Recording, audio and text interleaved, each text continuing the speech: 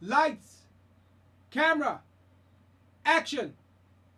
Greetings and salutations, boys and girls. Max here for Mellow Media, and welcome to part 2 of making your digital mixes that you do in the box more analog.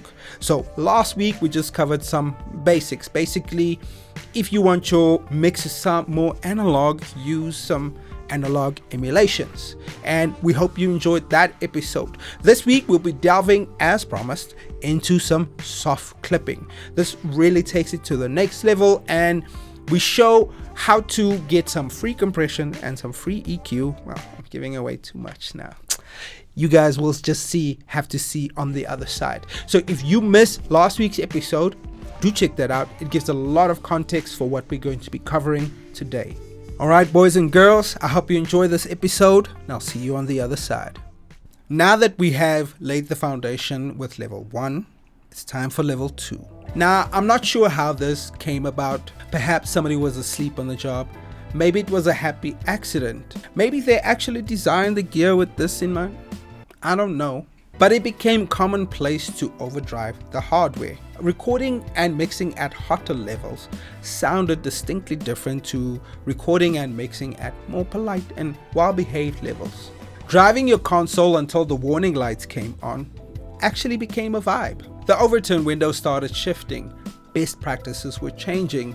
Seeing the check engine light on became the norm. It just meant you were driving it right. Going into the red was no longer a bad thing. I mean, it actually became the right thing to do. I'm sure you have no doubt heard that you shouldn't go over 0. Yeah, these are some good rules and best practices to observe. And these things don't suddenly fall away. You still have to observe gain staging. But in order to overdrive the analog emulations that we have, like we did with its older siblings, you would need to go above 0. You would need to break the rules. You would need the check engine light flashing and beeping at you the whole time. Let me demonstrate what I'm talking about. So back in a session here, right, I have my kick. When I play said kick, you see this light over here come on. When I play my snare, you'll see said light come on as well.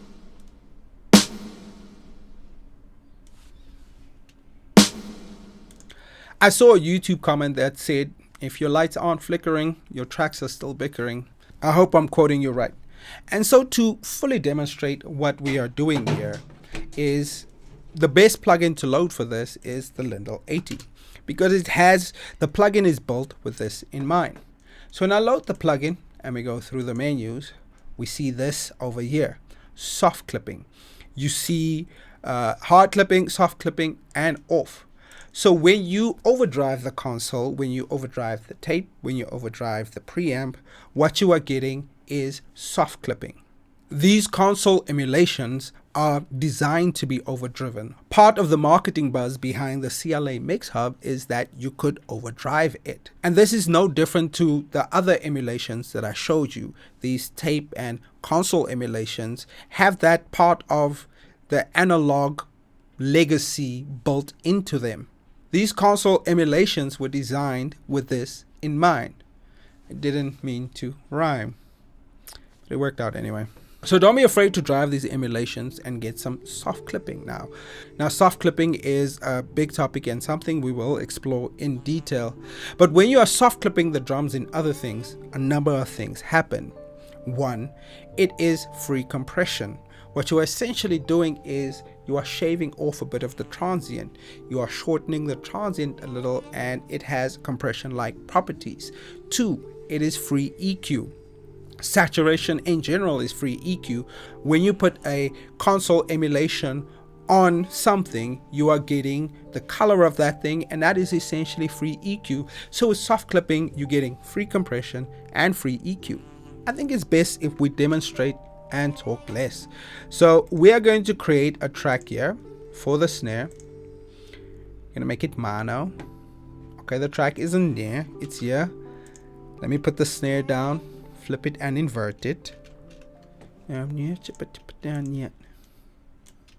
All right, So then we're going to put the Lindell 80 on it, which is a great console with that in mind. I'm going to take off the compression. I'm going to take off all of these things. Sorry, let me just bring it across to the screen like this. And then let's take it down a bit. Right? And we're going to overdrive it and go over 0 and then see what we get essentially. Let me put on my trusty headphones and let's see what we're getting. Right, we are going 3 over 0. Let me just load the mixer here. This is this audio 1. You will see we are going 3 decibels over 0. And just so that we have a control as to what is happening, I'm going to create another audio track here. I'm going to say clean snare. Let's take the cap off. Clan snare. Ooh. spicy videos you make here, Max. Clan snare. Clean snare. There we go. Then I'm going to say soft clip snare. Who, Max. You want to get us canceled, bro? You want to get us canceled? Just relax. Okay, so we're gonna make clean snare, and what we're gonna do is we're gonna have this clean snare have an output of -6 roughly, and we're gonna have the soft clip snare have the same output, and we're gonna see what we're getting at the different outputs. So let's play this and let's see what the mixer is doing. The mixer is saying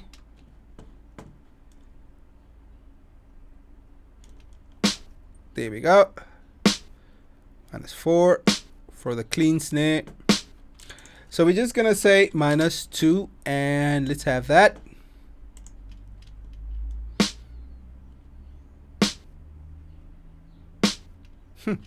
The producer decided to be fancy, bro, and make the snare different volumes. Anyway, so we have the soft clip snare over here.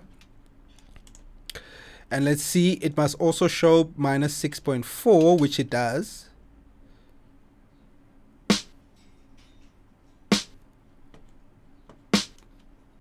But more importantly, I want us to observe the sonic differences. What are we getting from each snare?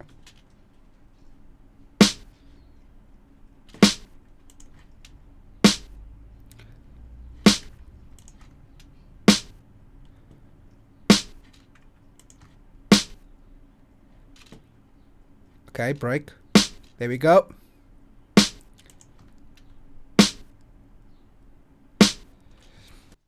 So, to my ears at least, with the soft clip snare, you can hear that the transient is shorter. You can hear that the snare is a bit warmer. There's the free EQ and compression that I told you about. So much more on this later. Trust me. Right, now this would be a more extreme example, but I feel it's worth making to drive the point home. Was that done on purpose or by accident? Like I said, man, I'm a poet and I didn't even know that I was rhyming those words, but it worked out anyway. So we are going to create another audio channel and we're going to paste the snare again. Okay, our pasting power is gone. Paste the snare again. And we are going to load a limiter. And we are going to try and get the same level going. So we load the limiter here. Let's just get the headphones out the way and say limiter. All right, and we are going to just gain it and have it be at the same -6.4 level that the others were at. Let's go. Bring our mixer up. There's the limited version. So we have a peak level of roughly 6.4.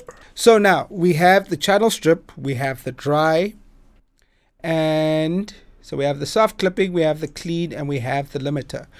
The reason I'm setting this up is because the limiter is a far more extreme version of soft clipping. Where limiter is more like a slap in the face, soft clipping will be more like caressing your lover's face. And that is essentially what you will hear. So at the same peak volume, you will hear different results. So limiter, clean, you hear it's quieter, limiter, clean, up. There we go. So we got that. And when you, and we'll talk about this next week, when you do serial soft clipping and you have cloth slipping. Hey. Hey. What is that? What is that? What is clop siffing? When you have clop siffing, which is soft clipping, but you're doing it backwards, tenet style. When you have clop siffing, basically stacked one on top of the other, serial style, it eventually shortens the transient and you get more at a lower peak volume. Or at the same peak volume, you are just getting more. So besides what the limiter does, it is also, like I said, free EQ, free compression. Let's listen one more again.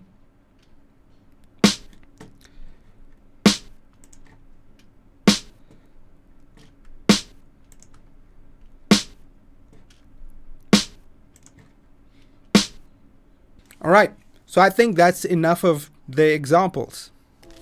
So, in conclusion, when you are soft clipping the sound, you're getting free compression, you're getting free EQ, and you're just adding more sauce. You are getting more harmonics. As you saw that when we cranked up the preamp on the SSL channel, we got more harmonics. And this is no different to the Neve channel strip. And the reason why the Neve just sounds so amazing is because it has even more harmonics than the SSL ones. And one of the more salient differences between soft clipping type of compression and a compressor compression is you don't need to worry about those pesky attack and release settings, cycling through presets, trying to find that perfect attack and release settings for your kick and your snare. The soft clipping does that for you. And what I have routinely found, as you have no doubt seen on this session, is that there are distinctly no compressors on my kicks and my snare. I'm getting most of my compression from the soft clipping. All right, that's where we're going to leave it this week, boys and girls. That's it for this one. We hope you really enjoyed the episode and that you learned a bunch. If you enjoyed this episode, don't be shy to hit the buttons on whichever platform you are seeing us. You know how Bruce and I feel about love, or the fire emojis. It really keeps us going. Next week, we have a banging episode. We have part 3 of how to make your digital mixes more analog.